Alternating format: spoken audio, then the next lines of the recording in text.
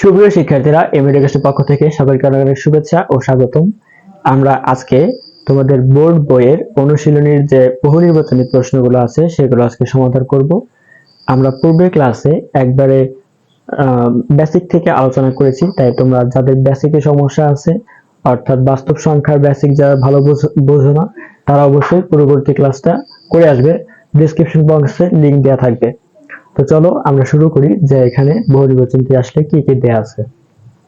দেখো, প্রথমে 1 নাম্বার যে বহু নির্বাচনী সেখানে দেয়া ছিল নিচের কোনটি অমূলদ সংখ্যা। অর্থাৎ এখানে আমাদের 4টা অপশন দেয়া আছে, 4টা অপশনের মধ্যে থেকে আমাদের নির্ণয় করতে হবে কোনটি অমূলদ সংখ্যা। আমরা জানি যে মূলদ এবং অমূলদ সংখ্যা কাকে বলে। মূলদ সংখ্যা হচ্ছে যে সংখ্যাকে পি বাই কিউ আকারে প্রকাশ করা যায় সেটা হচ্ছে মূলদ সংখ্যা, আর যেটাকে পি বাই কিউ আকারে প্রকাশ করা যায় না সেটাই হচ্ছে কি অমূলদ সংখ্যা। অর্থাৎ যেখানে কিউ নট ইকুয়াল টু 0, অর্থাৎ 0 হতে পারবে না।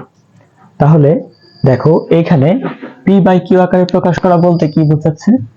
পি বাই কিউ আকারে প্রকাশ করা বলতে আমরা আসলে কি বুঝতেছি? পি বাই কিউ আকারে প্রকাশ করা বলতে বোঝাচ্ছে যে ভগ্নাংশ আকারে প্রকাশ করা যায়।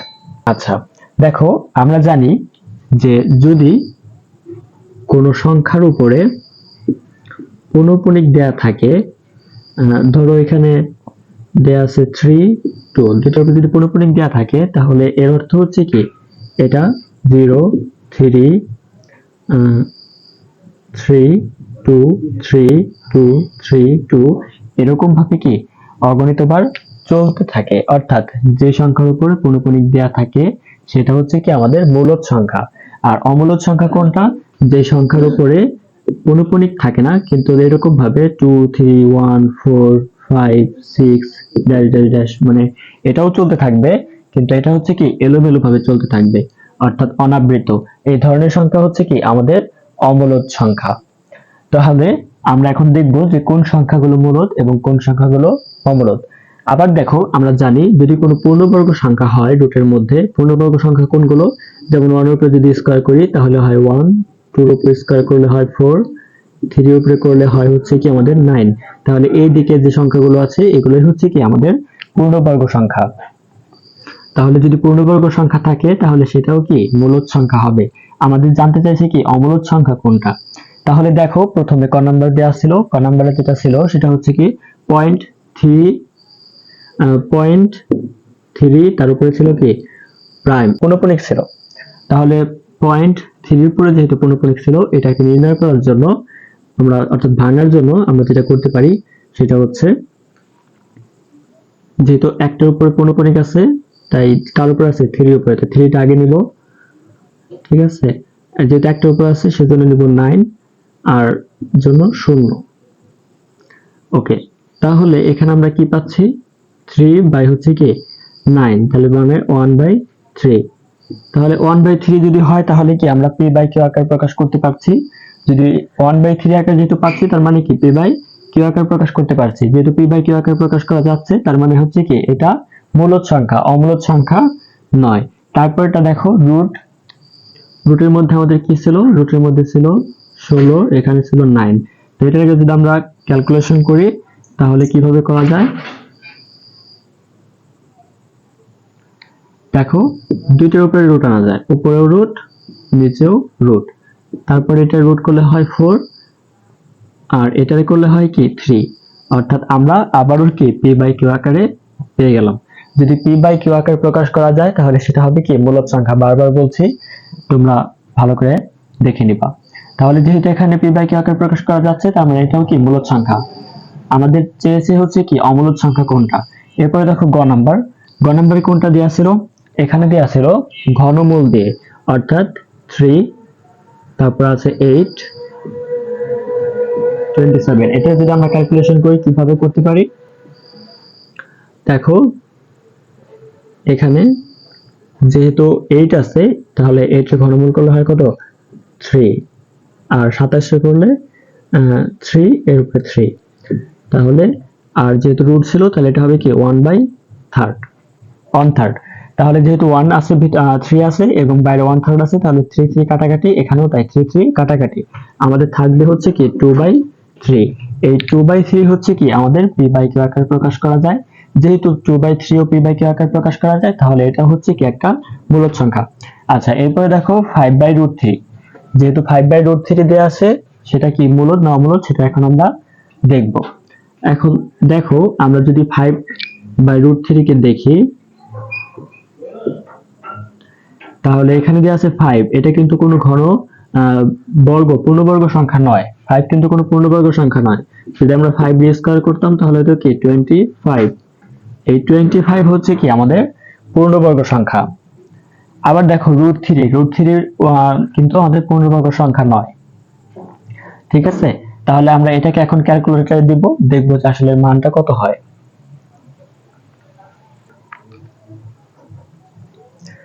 ওকে, এখন দেখো আমরা ক্যালকুলেটরে দিচ্ছি 5/√3। আচ্ছা, এখানে যে ঘ নম্বরের মানটা দেওয়া আছে, এটাকে যদি আমরা ক্যালকুলেটরে দেই তাহলে হচ্ছে কি 2.8867 এরকম ভাবে কি চলতেছে। তাহলে তোমরা একটা জিনিস লক্ষ্য রাখো, আমরা বলছিলাম কি যে সংখ্যাকে p/q আকারে প্রকাশ করা যায় সেটা হচ্ছে মূলদ সংখ্যা, আর যে সংখ্যাকে p/q আকারে প্রকাশ করা যায় না সেটা হচ্ছে আমাদের অমূলদ সংখ্যা। আর আরেকটা বিষয় হচ্ছে কি, যদি আমাদের রুটের মধ্যে পূর্ণবর্গ সংখ্যা থাকে তাহলে সেটা হবে কি মূলদ সংখ্যা, যদি রুটের মধ্যে পূর্ণবর্গ সংখ্যা না থাকে তাহলে সেটা অমূলদ সংখ্যাই হয়। তারপরে দেখো, যদি অনাবৃত্ত সংখ্যা হয় তাহলে সেটা হয় আমাদের অমূলদ সংখ্যা, যদি আবৃত্ত সংখ্যা হয় তাহলে কি সেটা মূলদ সংখ্যা। তার আবৃত্ত অনাবৃত্ত কিভাবে চিনবা, যদি পৌনঃপুনিক দেওয়া থাকে তাহলে সেটা হচ্ছে কি আবৃত্ত সংখ্যা, যদি পৌনঃপুনিক না থাকে সেটা হচ্ছে কি অনাবৃত্ত সংখ্যা। আর দেখো, এটাকে যখন আমরা ক্যালকুলেটরে দিছি তখন কিন্তু এলোমেলো মান আসছে, 8, 8, 6, 7 এগুলা কি এলোমেলো মান আসছে, কিন্তু এটা কি চলমান। যেহেতু এটা এলোমেলো মান এবং চলমান, তার মানে আমাদের সঠিক উত্তর হবে কি এই ঘ নাম্বার। এটা হচ্ছে কি আমাদের সঠিক উত্তর। আচ্ছা, আশা করি বুঝতে পারছো। এরপরে 2 নাম্বার দেখো, এখানে বলা হচ্ছে এ বি সি ডি চারটি ক্রমিক স্বাভাবিক সংখ্যা হলে নিচের কোনটি পূর্ণবর্গ সংখ্যা।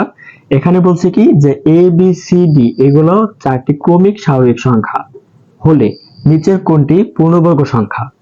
আচ্ছা, দেখো ক্রমিক স্বাভাবিক সংখ্যা কোনগুলো, 1, 2, 3, 4 এগুলো হচ্ছে কি আমাদের স্বাভাবিক সংখ্যা।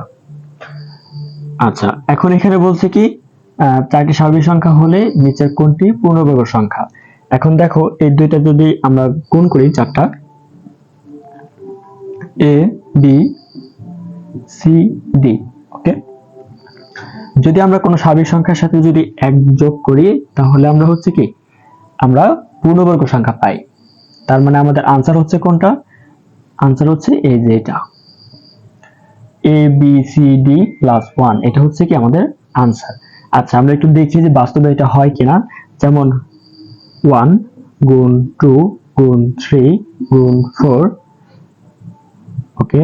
এখন দেখো এখানে কত হয়, আমরা যদি গুণ করি 3 দুগুণে 6, 4 6 24, এবং এই যে প্লাস 1, যদি প্লাস 1 করি তাহলে হচ্ছে কত আমাদের 25। আর আমরা জানি হচ্ছে কি 5 এর যদি আমরা স্কয়ার করি তাহলে হয় হচ্ছে কি 25। সুতরাং 25 হচ্ছে কি একটা পূর্ণবর্গ সংখ্যা। সুতরাং আমাদের আনসার হবে কোনটা, A B C D plus 1। তারপর দেখো 3 নম্বরে কি বলা হয়েছে, 3 নম্বর বলা হয়েছে 1 থেকে 10 পর্যন্ত মৌলিক সংখ্যা কয়টি। এখানে আমাদের বেশ কিছু দেয়া আছে, এখান থেকে আমাদের সঠিক আনসারটা বের করতে হবে। তাহলে এখানে দেখো বলা হচ্ছে কি 1 থেকে 10 পর্যন্ত এর মধ্যে মৌলিক সংখ্যা কয়টি। এখন মৌলিক সংখ্যা বিষয়টা কি এটা তোমাকে আগে জানতে হবে, যে মৌলিক সংখ্যাটা কি, তারপর আমরা মৌলিক সংখ্যা কয়টি কিভাবে বের করব সেটা সম্পর্কে জানবো। মৌলিক সংখ্যা হচ্ছে কি যে সংখ্যাকে শুধুমাত্র 1 এবং সেই সংখ্যা ছাড়া ভাগ করা যায় না, সেই সংখ্যাই হচ্ছে কি মৌলিক সংখ্যা, অর্থাৎ তার অন্য কোনো গুণনীয়ক থাকবে না, এরকম সংখ্যাই হচ্ছে কি মৌলিক সংখ্যা। এবং সব থেকে ছোট যে মৌলিক সংখ্যা সেটা হচ্ছে কি 2, 1 কিন্তু নয়, 1 কিন্তু মৌলিক সংখ্যা নয়। সব থেকে ক্ষুদ্রতম বা ছোট যে মৌলিক সংখ্যা সেটা হচ্ছে 2, এবং তারপর সংখ্যাটি হচ্ছে 3। এখন আমাদের এখানে বলা হচ্ছে যে 1 থেকে 10 পর্যন্ত মৌলিক সংখ্যা কয়টি।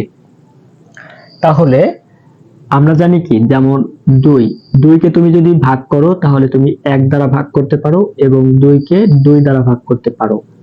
তাহলে যেই সংখ্যাকে শুধুমাত্র এক এবং সেই সংখ্যা ব্যতীত অন্য কোনো সংখ্যা দ্বারা ভাগ করা যায় না তাই হচ্ছে কি মৌলিক সংখ্যা।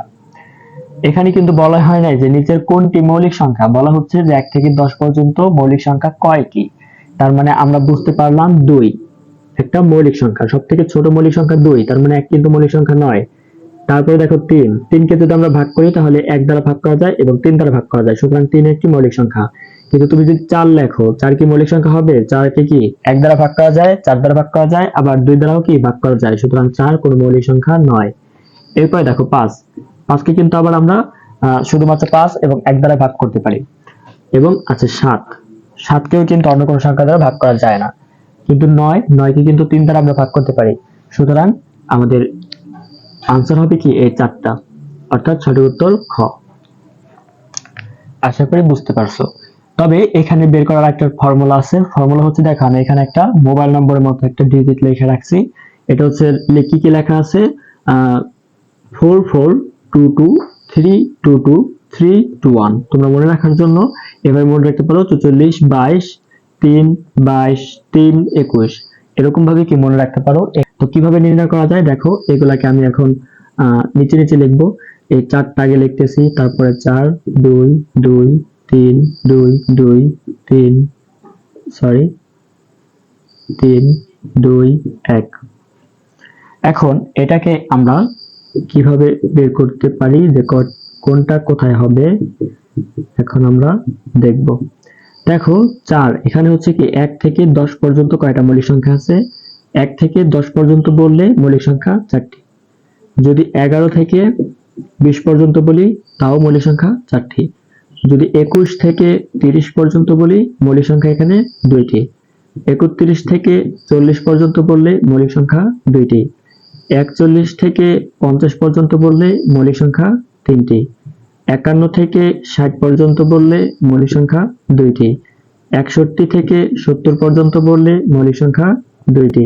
71 থেকে 80 পর্যন্ত বললে মৌলিক সংখ্যা 3টি। 81 থেকে 90 পর্যন্ত বললে মৌলিক সংখ্যা 2টি। 91 থেকে 100 পর্যন্ত বললে মৌলিক সংখ্যা 1টি। এখন দেখো এখানে আমরা কি বলছি, যদি প্রশ্নে বলা থাকে 1 থেকে 10 পর্যন্ত মৌলিক সংখ্যা কয়টি, আমরা বলতে পারবো কয়টি? 4টি।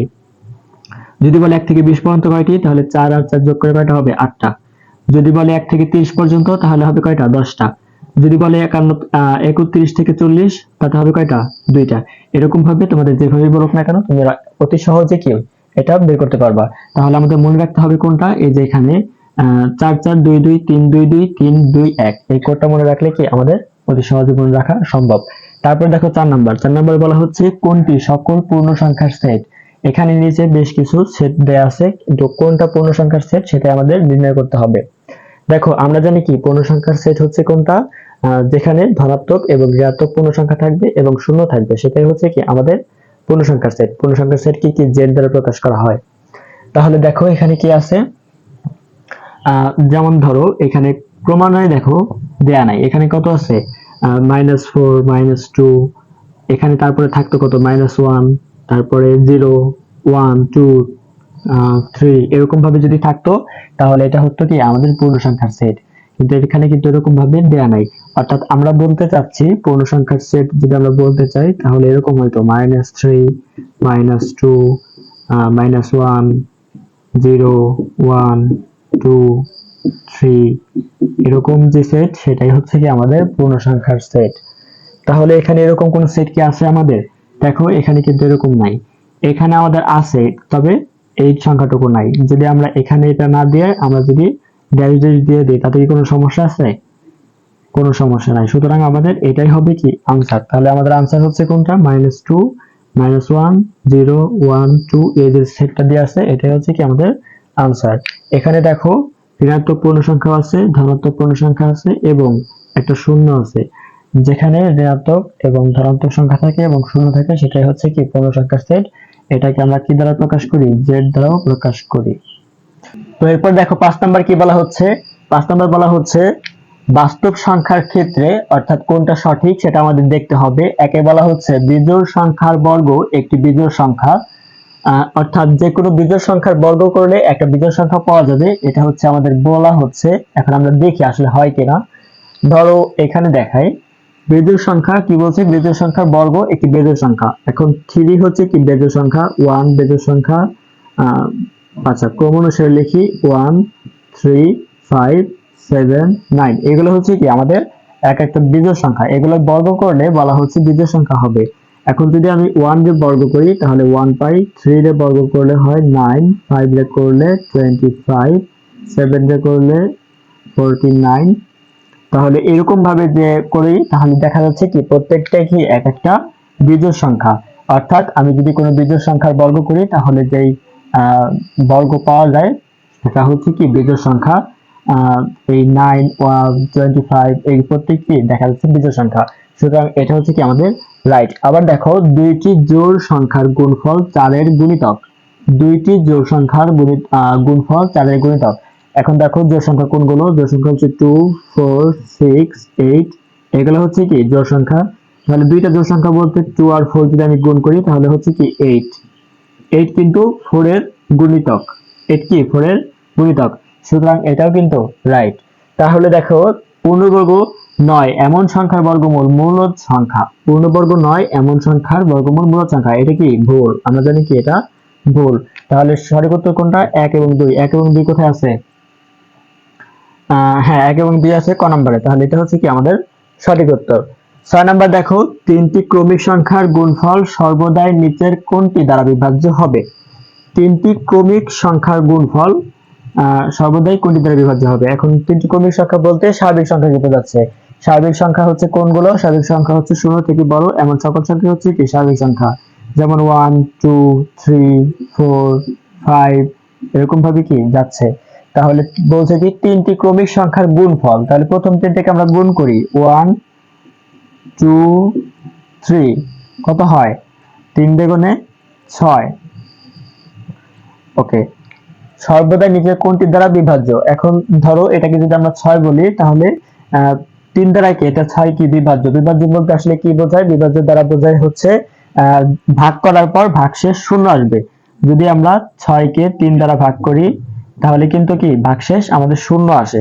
এজন্য আমরা বলতে পারি যে এটা হচ্ছে কি 3 দ্বারা বিভাজ্য। কিন্তু 5 দ্বারা যদি 6 কে ভাগ করি তাহলে কিন্তু আমরা ভাগশেষ 0 পাবো না। 7 দ্বারা করলেও কি 0 পাবো না, 11 দ্বারা করলেও 0 পাবো না। সুতরাং আমরা বলতেই পারছি যে এটা হবে কি আমাদের সঠিক উত্তর। যদি কারো সংখ্যা থাকে তাহলে আরেকটা দেখো, এখানে আমরা বলছিলাম কি যে তিনটি ক্রমিক সংখ্যার গুণফল, তাহলে এখান থেকে দেখি তাহলে আমরা ক্লিয়ার হয়ে যাব। যেমন 2 গুণ 3 গুণ 4 দাও, কত হয়? 3 দ্বিগুণে 6, 4 6 24।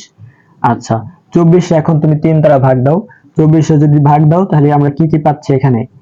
অর্থাৎ যদি আমরা 24 ই আকারে প্রকাশ করি তাহলে আমরা পাবো হচ্ছে কি 3 3 গুণ 2 গুণ 2 গুণ 2, তাহলে আমরা 24 হচ্ছে না, 3 দুগুণে 6, 6 দুগুণে 12, 12 দুগুণে 24। আচ্ছা তো যদি ভাগ দাও 24 তাহলে কি দেখবা যে ভাগশেষ 0 আসবে। সুতরাং আমাদের সঠিক উত্তর হচ্ছে কি 3। আচ্ছা এরপর দেখো আছে আমাদের 7 নাম্বার। 7 নাম্বার হচ্ছে কি উদ্দীপক দেয়া আছে, উদ্দীপকে বলা হচ্ছে a ও b দুটি ক্রমিক জোড় সংখ্যা, অর্থাৎ a এবং b যেটা আছে দুইটাই হচ্ছে কি ক্রমিক জোড় সংখ্যা, নিচের কোনটি বিজোড় সংখ্যা? তাহলে a এবং b যেহেতু জোড় সংখ্যা কোনগুলো? 2 4 6 8, এগুলো হচ্ছে কি জোড় সংখ্যা। এখন a সমান আমরা যে কোনো একটা জোড় সংখ্যা ধরে নিতে পারি, ধরলাম আমরা a সমান ধরলাম হচ্ছে 2, b সমান ধরলাম হচ্ছে 4। এখন আমরা দেখি যদি নিচে করি তাহলে a স্কয়ারে যদি আমরা করি, এটাকে যদি স্কয়ার করে দেই 2 এর স্কয়ার করলে হয় কত? 4। 4 কিন্তু বিজোড় সংখ্যা না, তাহলে এটা দ্বারা করলে কি আমাদের হবে না। b দেখো b হচ্ছে 4, 4 কে যদি আমরা স্কয়ার করি তাহলে হচ্ছে কত হয়? 16। 16 কি আমাদের বিজোড় সংখ্যা নয়। সুতরাং এই b এর উপর যদি আমরা স্কয়ার করি তাহলে কিন্তু আমরা বিজোড় সংখ্যাটা পাবো না। এরপরে দেখো গ নাম্বার বলা হচ্ছে কি a স্কয়ার প্লাস 1, তাহলে a সমান ধরছিলাম কত? a সমান ধরছিলাম 2, তাহলে 2 এর স্কয়ার করো প্লাস দিবা 1, 2 এর স্কয়ার করলে হয় 4 প্লাস 1 সমান হচ্ছে কত? 5। তাহলে এটা হচ্ছে কি আমাদের একটা বিজোড় সংখ্যা। 5 যেটা একটা বিজোড় সংখ্যা তাহলে এটা হচ্ছে কি আমাদের কারেক্ট আনসার। তবে আমরা এটা দেখি যেটা আসলে কিভাবে করা লাগে। যেমন b সমান কত ধরছিলাম, b সমান ধরছিলাম 4, তাহলে 4 এর উপর স্কয়ার প্লাস 2, 4 এর উপর স্কয়ার করলে 16, 16 আর হচ্ছে 2 18, তাহলে 18 কিন্তু আমাদের জোড় সংখ্যা ছিল, বিজোড় সংখ্যা ছিল না। সুতরাং সঠিক আনসার কত? সঠিক আনসার হচ্ছে গ। এটাও কিন্তু কাটা, এই আগের দিকে তো কাটাই। আচ্ছা, আশা করি এগুলো বুঝতে পারছো। এখন দেখো এখানে বলা হচ্ছে কি, এখানে কিন্তু ওরা বলে দিছিল যে a ও b দুইটি ক্রমিক জোড় সংখ্যা। এখানে বলছে কি a square plus b square এর সাথে নিচের কোনটি যোগ করলে যোগফল একটি পূর্ণবর্গ সংখ্যা হয়। আচ্ছা, এগুলো একটু মুছে দেই, এগুলো একটু আমরা মুছে নেই, তারপরে আমরা আলোচনা করতেছি।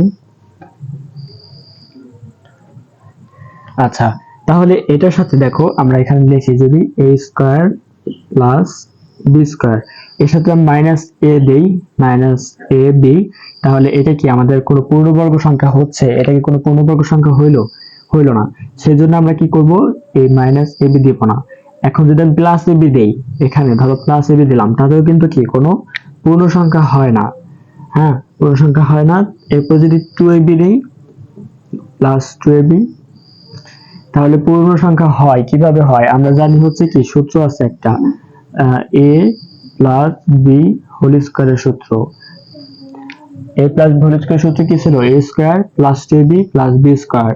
এজন্য আমরা বলতে পারি যে এটা হচ্ছে কি, এটার উপরে যেহেতু স্কয়ার আছে, সুতরাং এটার সাথে যদি আমরা প্লাস 2ab করি, তাহলে কি a প্লাস b উপরে হোল স্কয়ার পাই, সুতরাং এটা পূর্ণবর্গ সংখ্যা হয়। আবার যদি 4ab দিতা, তাহলে কিন্তু সূত্রটা পড়তো না, সেজন্য এটাও হবে না। তাহলে সঠিক আনসারটা হবে কি এটা। কেন হইলো? এটা হওয়ার কারণ হচ্ছে কি, এর সাথে যখন আমরা প্লাস 2ab করি তখন একটা সূত্র পড়ে, আর সূত্রতেই দেখো এখানে পূর্ণবর্গ সংখ্যা অর্থাৎ বর্গ দেয়া আছে, সেজন্য এটা হবে। যদি এখানে এইরকম ভাবে দেয়া থাকতো a স্কয়ার b স্কয়ার, তাতে কিন্তু হইতো না, পরে আমাদের আলাদা করে নিয়ে উপরে স্কয়ার দিতে হইতো। ঠিক আছে, আশা করি আর কোনো সমস্যা নেই, বুঝতে পারছো। তো আগামী ক্লাসে আমরা অনুশীলনের অঙ্ক নিয়ে আলোচনা করব। আমরা কিন্তু কাজের অঙ্ক নিয়ে আলোচনা করি নাই। তোমাদের যদি কারো কাজের অঙ্কের সমস্যা থাকে তাহলে কমেন্ট করে জানাবা, সেই বিষয়ে কি আমরা ক্লাস নিব।